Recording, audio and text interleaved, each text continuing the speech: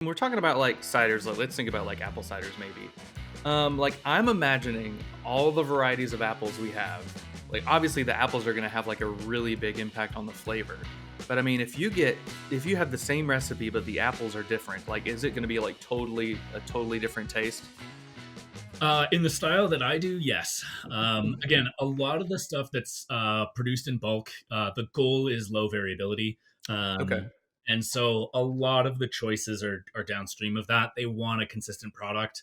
And in many cases, the way to guarantee that is with a ton of interventions that force it Mm, to become exactly what you want. Like they know what those batches are going to taste like before they ever see the fruit, or really, honestly, most of them before they like connect the hoses to the tanker truck that's delivering the juice, or they before they decant the juice concentrate. Like they have the recipe in mind. They're going to make it taste exactly the same way. And what we do is really small batch, super granular, and very, very, very fruit led. And so last year, I think I made like 25 different ciders. really? This year, I think we're closing in at like 40. And so it's all really small batch production. And for me, that's exciting because it means we really start to get into like, well, this is, say, Arkansas black grown on limestone soil, and this is Arkansas black grown on granitic soil, and they Okay. taste different. And we can do two 5 gallon batches and sell them potentially side by side as like a combined release. And you can really start to play with people's conception of what the fruit can do and what it can become in different climates. And some of that is also really fun about where we live. So we're up in the Sierra foothills, and we have incredibly hot summers, like 110, 115 Oof. Okay. several times during the summer is not at all unusual. Last year we hit like 118 for a day or two. And obviously it's California, so we are dry that whole time. Hmm. And so a lot of the orchards that we harvest right now are old. They're really, really well established trees that were then abandoned.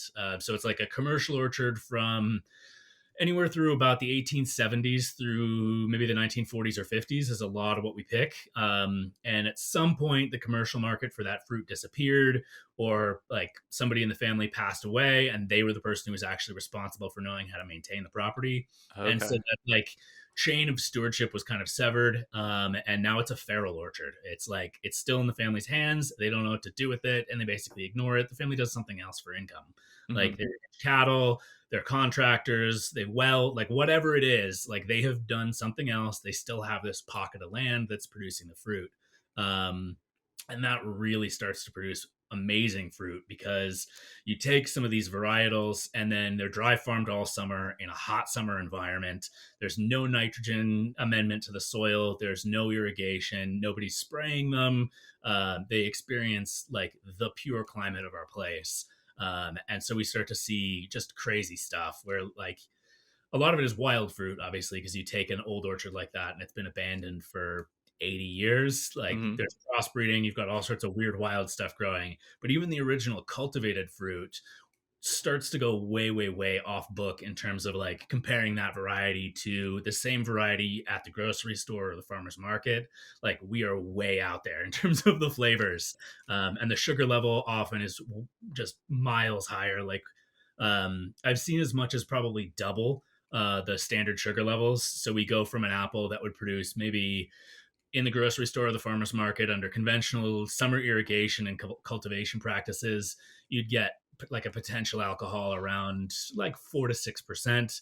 And then we find it growing up in the foothills. The family still has the records. They can prove what was planted. It matches some of those characteristics. And I'm like, yeah, that's this apple. And then we find it and it's like 9, 10% alcohol Oh my potential. gosh. Um, and it's not just about the ABV there. What that is really a symbol of is like you've concentrated everything about that fruit. It's not just the sugar that's become concentrated. All of the aromatics are more intense. The Hmm. acids, tannins, everything is richer and bigger. And so we can start to do really weird stuff. And we'd lose that if we were trying to make more of the standard style of production, where it was like I make one 10,000 gallon batch a year, and then we divvy it up and pump in fruit puree to make it taste like mango or guava or like whatever else. That would all that context would vanish by trying to make a batch that sized, which is just like such a loss when you start to figure out like how to really work with that fruit. And that's just what I love to be able to do. Hey, editing Trevor here. I forgot to mention in the video. So in the whole episode, Brendan and Chris and I did like a little tasting. So one is the Posterity Cider Works bourbon barrel aged plum cider, and then the other one, which you can see is empty, is the O'Shandy. So both of those, drank them, did a tasting on the episode, it was delicious. To listen to the tasting part, go listen to the whole audio podcast below in the description. I'll link it. But hope you had a good time listening to this episode, watching it.